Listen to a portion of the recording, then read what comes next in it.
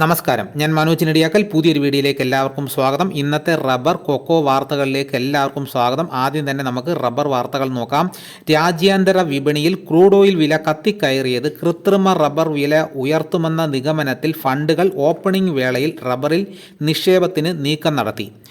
Crude oil വില ബാരലിന് $70 നിന്നും 73 കുതിച്ചു കയറിയെങ്കിലും യെന്നിൻ്റെ വിനിമയ മൂല്യം ഇതിനിടെ ശക്തി പ്രാപിച്ചത് റബ്ബർ നിക്ഷേപകരുടെ പ്രതീക്ഷകൾക്ക് മങ്ങലേൽപ്പിച്ചു.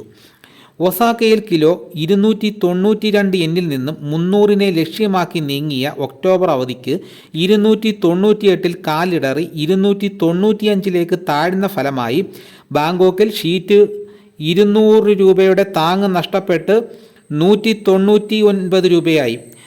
കനത്ത മഴ ഏതാനും ദിവസങ്ങളിൽ കൂടി തുടരുമെന്ന് കാലാവസ്ഥാ വിലയിരുത്തലുകൾ കണക്കിലെടുത്താൽ നമ്മുടെ തോട്ടങ്ങളിൽ മഴമറ ഒരുക്കാനുള്ള കർഷകരുടെ നീക്കങ്ങൾക്ക് തിരിച്ചടി നേരിടാം. ലാറ്റസ് വില കിലോയ്ക്ക് 135 രൂപയിലും ഒട്ടുപാൽ 130 രൂപയിലും വിൽപ്പന നടന്നു. 4ാം ഗ്രേഡ് ഷീറ്റ് വില 197 രൂപ 50 പൈസ. ഇതാണ് റബ്ബർ വാർത്തകൾ. ഇനി നമുക്ക് കൊക്കോ വാർത്തകൾ നോക്കാം. കൊക്കോ അവധി നിരക്കുകൾ വീണ്ടും ഉയർന്നത് വിലക്കയറ്റ സാധ്യതകൾക്ക് ശക്തി പകരുന്നു.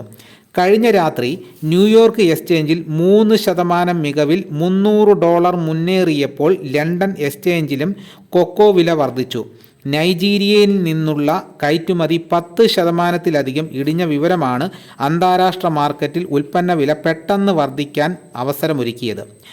സംസ്ഥാനത്ത് കൊക്കോ തോട്ടങ്ങളിൽ ഈ വാരം വിളവെടുപ്പ് ഏതാണ്ട് പൂർത്തിയാകും.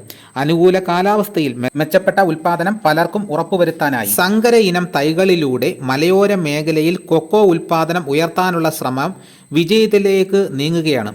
മധ്യ കേരളത്തിലെ വിപണികളിൽ പച്ച കൊക്കോയ്ക്ക് കിലോയ്ക്ക് 80 രൂപയിലും പരിപ്പ് 280 രൂപ മുതൽ 440 രൂപയിലും ഇടപാടുകൾ നടന്നു. ഇതാണ് ഇന്നത്തെ കൊക്കോ റബ്ബർ വാർത്തകൾ. ഇതോടുകൂടി വീഡിയോയുടെ പൂർണ്ണമാകുന്നു. ഇതേപോലെയുള്ള വീഡിയോസൊക്കെ നോട്ടിഫിക്കേഷനായി കിട്ടാൻ ചാനൽ സബ്സ്ക്രൈബ് ചെയ്യാത്തവർ ചാനൽ സബ്സ്ക്രൈബ് ചെയ്ത് വെക്കുക. എല്ലാവരും ഒന്ന് ലൈക്ക് ചെയ്ത് സപ്പോർട്ട് ചെയ്യണം. മറ്റൊരു വീഡിയോയുമായിട്ട് ഉടനെ എത്താം. എല്ലാവർക്കും എൻ്റെ നന്ദി.